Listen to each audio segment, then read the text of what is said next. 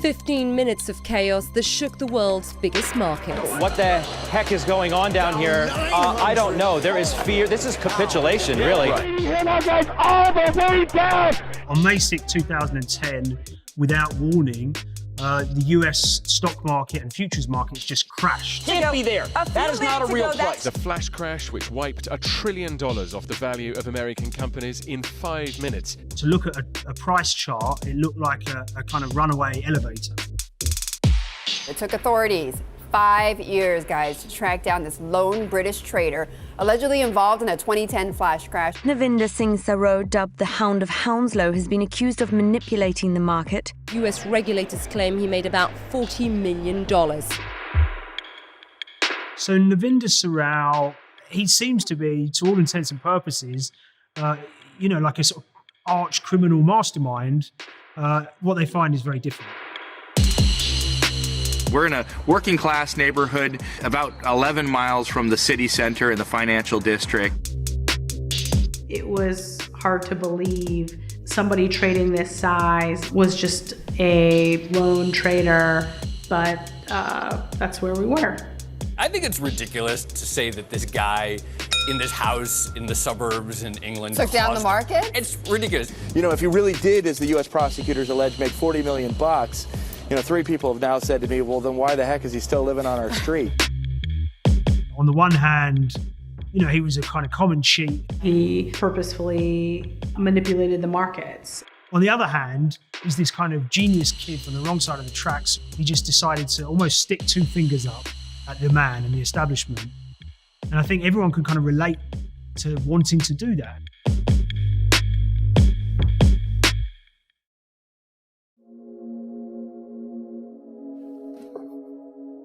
I'm Liam Vaughan. I'm an investigative journalist with Bloomberg in London, and I'm the author of a book called Flash Crash, which tells the story of the 2010 flash crash and Navinder Singh Saroo, the British day trader who was accused by the US government of causing it from his bedroom.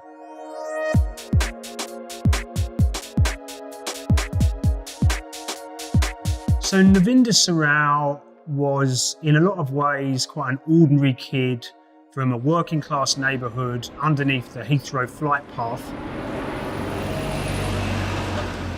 Had a bit of a gob on him, was always very kind of fast and quick-witted, but also a little bit quick to kind of anger. He had this gift for multiplication and for rapid thinking and for arithmetic. After university, he opens a newspaper, and it's the Evening Standard, and there's an advert in there which says, "Wanted futures traders must work well under pressure," which, as you can imagine, is not how they typically recruit, staff at JP Morgan. But this was a job at these kind of fledgling entities that were known as arcades at that point in time. All the learning takes place on the trading floor among some of the best traders in Europe. Essentially, you eat what you kill. And that's something really powerful when you're seeking a career where you make your decisions and profit on those decisions on a daily basis. So Futex is above a Waitrose supermarket. It's about 45 minutes outside of the city of London, miles away from the skyscrapers of the city and Canary Wharf. At first it's a fairly shabby office, which has got connections to the world's commodities exchanges. Now, Nav had this kind of background in computer games. He was incredibly focused and gifted at games like Halo and FIFA. He was able, he found, to sit for hours and hours at a time, just focusing on one task until he'd mastered it. Fast forward, a couple of years, and Navinder is almost like a kind of enigmatic figure at Futex. He has decided that he can't stand the disruption of his colleagues chatting amongst themselves, getting very excited with market moves. So he moves himself to a desk completely isolated where he can work on his own. He buys himself a pair of ear defenders. They're not headphones, they're literally ear defenders of the type that road workers use. To the other traders there, lots of them, wannabe traders, he was almost like a godlike figure, because they would see how much money he was making, the size of the trades that he was placing, and it was just a complete mystery to them how he was able to do it. So Nav traded a financial instrument called the E-mini, which essentially tracks the S&P 500, which is the, a barometer essentially of the US stock market. And he's able to build a sense based on his constant reading of the market and his almost preternatural ability to determine whether he thinks the market's about to go up or down based on what's happening and the orders that are entering and leaving the market.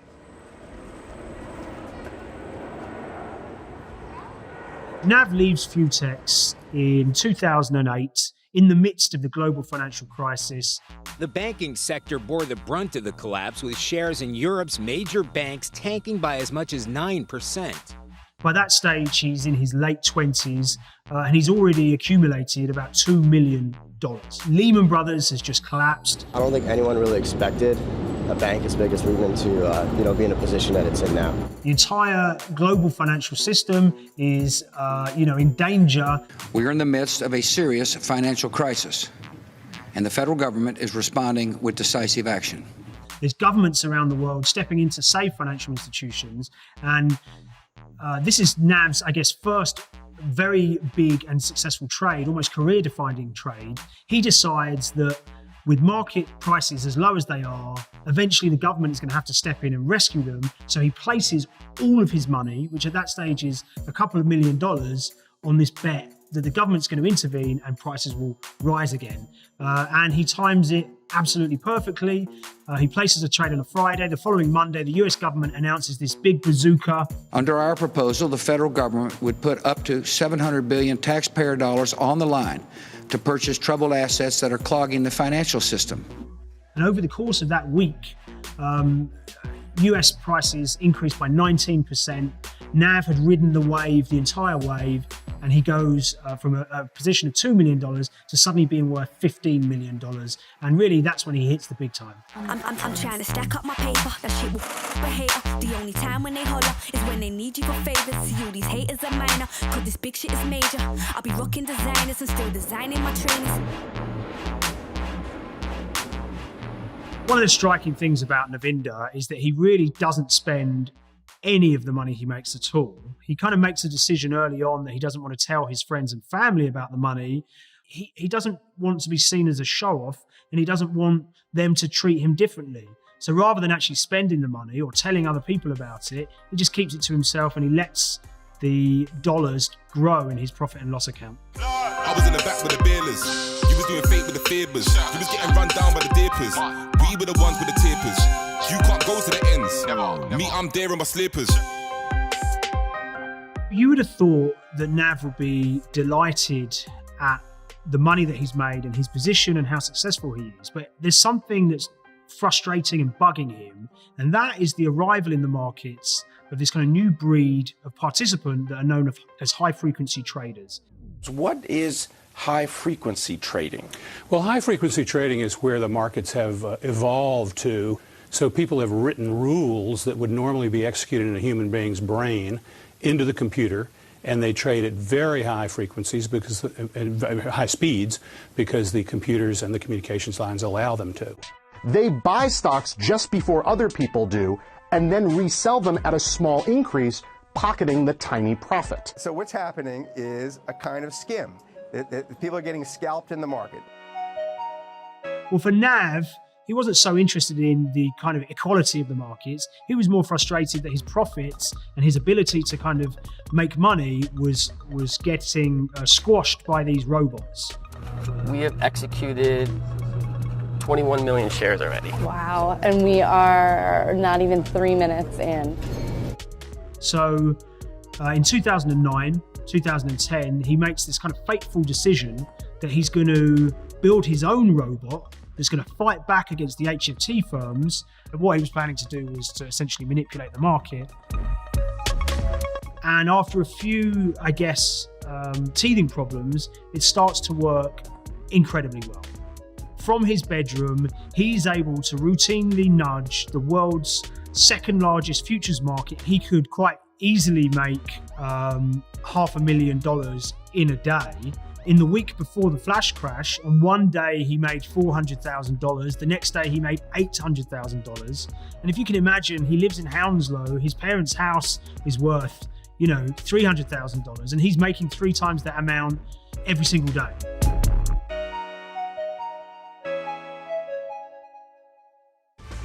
Welcome to Street Signs on this Thursday afternoon. A big afternoon as stocks accelerate their slide. May 6, 2010 is an extremely volatile day. There is a feeling that the European Central Bank and bankers have lost control of the situation. There's this index known as the Fear Index in financial markets, which kind of monitors volatility. And that morning it was up 30%. And Navinder starts to use his machine to pump sell orders into an already falling and very, very volatile market.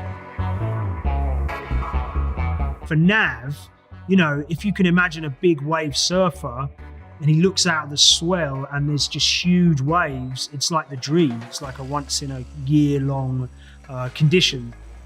He switches his computer on at 9:30 in the morning and he starts pumping these sell orders using his algorithm into the market.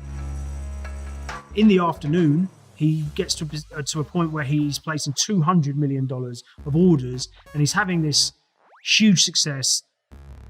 At 1:40 p.m. exactly, it's not clear exactly why. Maybe his mum had, called him down for dinner at 7 o'clock in London. Nav decides to switch the computer off. Great day's work. He's made $950,000. Completely wiped out. Now, exactly 1 minute after that is when the market starts falling at a rate and a velocity that it never has before. Traders say this is the craziest day they have ever seen. And Nav is essentially a bystander as the bottom falls out of the market, and we have this, very dramatic event that comes to be known as the flash crash. The flash crash, which wiped $1 trillion off the value of American companies in 5 minutes, the biggest sudden fall on record, before markets bounced right back. Officials are meeting this week with executives from the New York Stock Exchange and NASDAQ to see if the issue of different exchanges having different rules played a role in Thursday's rapid freefall. And over the next couple of months, there is a very deep dive into exactly what was going on that day, who was trading, and try and get to the bottom of this, really what was a mystery at that point in time. The US regulators, a few months later, produced this very detailed report in which they discuss what had happened. Nowhere to be seen in this 100-page report was any reference to manipulation, and certainly no reference to a guy in his bedroom in Hounslow. So Navinder, as you can imagine, is completely oblivious to these investigations in the US. And, he only becomes more and more successful after the flash crash. At this point in time, you start to have the exchange and the regulators almost noticing that he's cancelling a lot of orders. And famously, at one point in time, he gets a letter from the exchange asking him to essentially explain what he's been up to. And he tells them to kiss my ass. Ultimately, it wouldn't be the regulators that would catch Nav. It would be someone more like him, another day trader who was operating not out of his bedroom, but in a small firm in Chicago, who was back testing his own software and happened to notice that on the day of the flash crash, there were all these weird blocks of orders that were entering and then leaving the market. And he blows the whistle and the information arrives at the CFTC. The CFTC at that point in time has spent years really being the regulator for agricultural markets. To understand and to be able to analyze what's going on in financial markets at a kind of granular level is incredibly complicated. And at that point in time, there's only a few people at the CFTC who've got that expertise. One of them is Jessica Harris. Can I get like an emissary, like a stand-in? No. The data sets that we reviewed for Nav's activity showed he would place these orders together and modify those orders several, sometimes thousands of times or hundreds of times before then canceling them and not getting hit. Yeah, so effectively U.S. prosecutors say that Navinder Sarao was engaged in illegal trading. They say that he was doing something called spoof and layering. Basically, traders will flood the market with the intention of with orders of a certain security, with the intention of then canceling those orders. And what that does is it artificially drives the price of that security up or down. So after a year or so, the CFTC start to become comfortable that they've identified genuine manipulation and massive scale manipulation. And so what they do at that point is they decide to get involved the Department of Justice. They're the ones that can throw you in jail. They're the ones that can subpoena you. They're the ones that you really don't want knocking on your door. So in February of 2015, a judge signs an arrest warrant for Nav. And at that point, essentially, his fate is sealed. He just doesn't know it yet. I tell that man don't speak. I don't want to hear that talk. I tell that man don't speak. I don't want to hear that talk. I tell that man don't speak. I don't want to hear that talk. I tell that man don't speak. I tell that man don't speak. So it's the morning of the arrest, and half a dozen police officers, 2 prosecutors from the US Justice Department, and 2 agents from the FBI rendezvous at a McDonald's that Nav knows incredibly well, which is about a mile from his house, and they discuss how they're going to arrest this criminal mastermind. As the sun rises that morning, they creep through the streets of Hounslow and arrive at this address where sleeping upstairs in bed is Navinder. They knock on the door and Nav's dad answers. He shouts upstairs, and down the stairs kind of pads this guy in tracksuit bottoms and a t-shirt, his hair askew, looking utterly confused. As he's led out of the house in handcuffs, he turns to one of the officers and says, "Can I run upstairs a minute, bruv? There's a football match on telly that I want to record." And the officer says, "I don't think you're going to get a chance to watch that for a while, son." You know, as it turned out, he wouldn't set foot in the house for another 4 months. Pretty hard for people in this neighborhood to get their head around. This is a real working class neighborhood. Excuse me, sir, is the family making any comment today? I'm really surprised, you know, I mean, I've lived here all my life, and I know a lot of the neighbours around here, everyone gets on, you know. Very, very nice family. I mean, his dad, not feeling well from quite a long time. So a lot of people in the markets, and particularly people like him that were on the outskirts, that were day traders, they sort of almost idolized this guy who had made a fortune from nothing and had found a way to fight back against a system in which, you know, the most well-funded and well-connected firms are the most successful. And for guys like, you know, for guys like them, it was almost impossible to be profitable. Ryan Chilcott sat down with the former boss of the alleged flash crash trader, Navinder Singh Sarao. It can go one of 2 ways. If he's found innocent of the allegations, then he will be the world superstar trader. The British trader accused of helping cause the May 2010 flash crash spent last night in jail.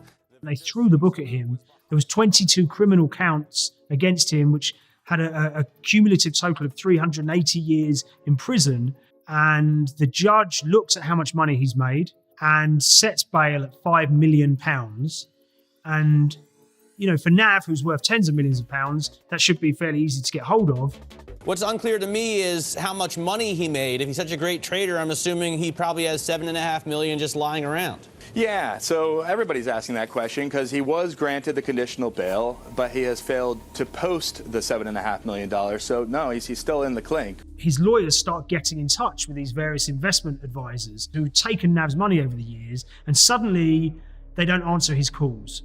And it becomes clear, disturbingly over time, that all the money that Nav has put aside and all the profits that he's made over his successful trading career may not be safe after all. Has he been scammed out of $50 million? It looks that way, Mark, yes. I mean, it's one of those stories that's almost too crazy to believe. Anyone that offered him a good rate of return, some of the places that he put his money offered him risk-free returns, and he seems to have been kind of willingly, very kind of willing to put it there. And Nav, on the one hand, is this kind of brilliant trader, and on the other, he's a kind of naive kid who's never worked in a bank, has no commercial experience, and, for want of a better word, has been duped by these guys. The bulk of his money was with this entrepreneur called Jesus, who turned around and said, mea culpa, I lost it all, I'll give it back to you when I can. And in the end, the judge decides to lower bail. So his parents have to put up the value of their house, and he gets let out. The British trader accused of helping cause the May 2010 flash crash is free on $7.5 million bail. The judge in the UK decided that he should be extradited to the US to stand trial. And what happens next is that his lawyer, who used to work at the Department of Justice himself as a prosecutor, flies to Washington and tries to strike a deal. And he speaks to the prosecutors and he says, yes, you could go to trial, but there's a risk that you could lose. And Navinder's a very vulnerable guy. Maybe the jury will feel sorry for him. Why don't we strike a deal? We saw this guy who, initially we believed to be part of a bank or an HFT based on his trading activity and his size and the money that he was making, to somebody who evolved into just, a lone trader or an individual trading out of his house who didn't spend any money. And it was, I think, difficult to see what that motive was for him. And so the DOJ, weighs it up and ultimately agrees to that. And then he pleads guilty. By the time it came to Nav being sentenced, you have the US authorities having a very different perception of him. On the one hand, he was incredibly helpful. He opened their eyes to how market abuse goes on. He helped them build a number of cases. He was about as useful a witness as you can imagine. But beyond that, he was also so far removed from the archetypal, greedy financial criminal. By this stage, he'd been diagnosed with Asperger's syndrome, which kind of provided a useful prism for a lot of his actions, his kind of the way that he treated the authorities. So by that stage, the US authorities wrote a note to the judge where essentially they said, listen, he's had enough punishment. He's been incredibly helpful to us. We recommend that we let him off at this point with time served. And that's quite a remarkable thing for the US government to say.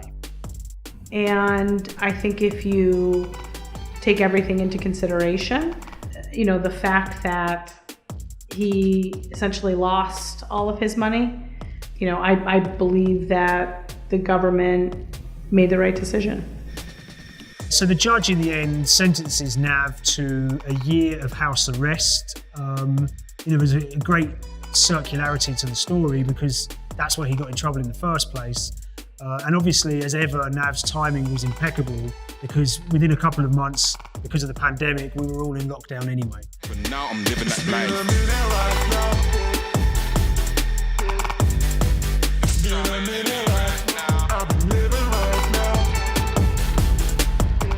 I traced Nav's finances very closely, and over the course of his trading career, he made in the region of $70 million. I would like to say that the hidden twist in the story is that Nav squirreled away a few million, and that, when this all blows over, he'll go to a desert island somewhere. But sadly, having looked very closely into it, I don't believe that's true. Nav is penniless, and to be honest with you, I don't think it's made much difference to his life at all. He still cycles around Hounslow on his bicycle. He still plays football with his mates once a week. He still gets a filet of fish from McDonald's. So for Nav, because the money never meant anything, hasn't changed his life too much. Now I'm living that life.